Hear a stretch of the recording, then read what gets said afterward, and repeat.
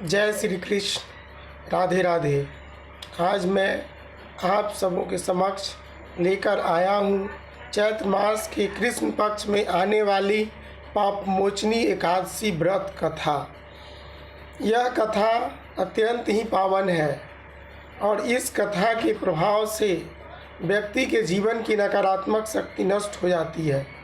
एक बार की बात है, अर्जुन ने भगवान श्री कृष्ण से कहा, हे कमल नयन, मैंने आपसे अनेकों बार अनेकों कथाएं सुनी हैं।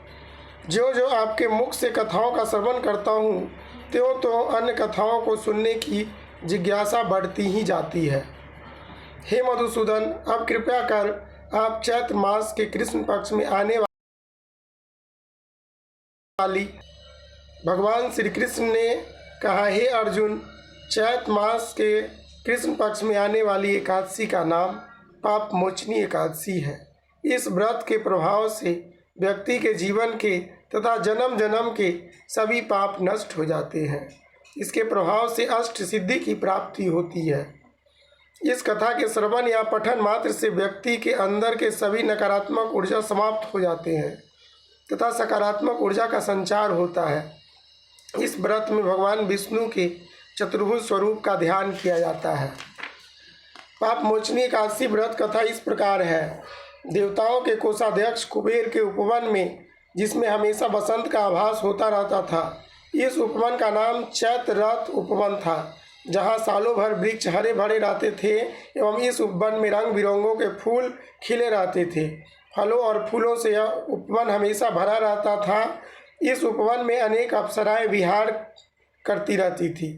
एक बार चैत्र रथ नामक इस वन में मेधावी नाम के शिव भक्त तपस्या में लीन थे। कई अप्सराओं ने उनकी तपस्या भंग करने के लिए आई, पर वे सब सफल नहीं हो सकी। उन्हीं अप्सराओं में मंजू घोषा नामक अप्सरा मेघावी ऋषि को मोहित करने और उनका ध्यान अपने ओर खींचने के लिए ऋषि के तपस्या स्थल से कुछ दूरी पर हटकर बीना वादन करने लगी, जिससे अचानक ऋषि का ध्यान उसके ओर खींचने लगा, जिसके प्रभाव से ऋषि के ऊपर कामदेव का प्रभाव होने लगा। मेघावी मुनि का अचानक ध्यान टूट गया और वे अप्सरा के ओर खींचने लगे। वे मंजू घोषा के समीप आ गए और उसके साथ अनेक मधुर संगीत में खो गए। इस प्रकार कई वर्ष बीत गए, पर मेघावी ऋषि को समय का ज्ञान ही न रहा। अब मंजू घोषा स्वर्गलोक में जाने लगी। तब मुनि ने कहा, तुम केवल प्रातः काल तक ठहर जाओ। इस पर वह अप्सरा ने कहा, हे मुनि, आप अपने ध्यान से समय की गणना करें। मुनि ने जब ध्यान से समय की गणना किया था तो 57 वर्ष बीत चुके थे। अब मुनि को पछतावा होने लगा कि हमने अपने जीवन के अनेक वर्ष यूं ही खो दिए।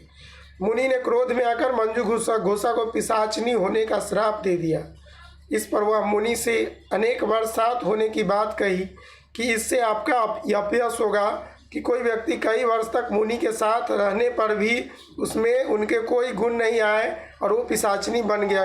कृपया इससे बचने का उपाय बताइए।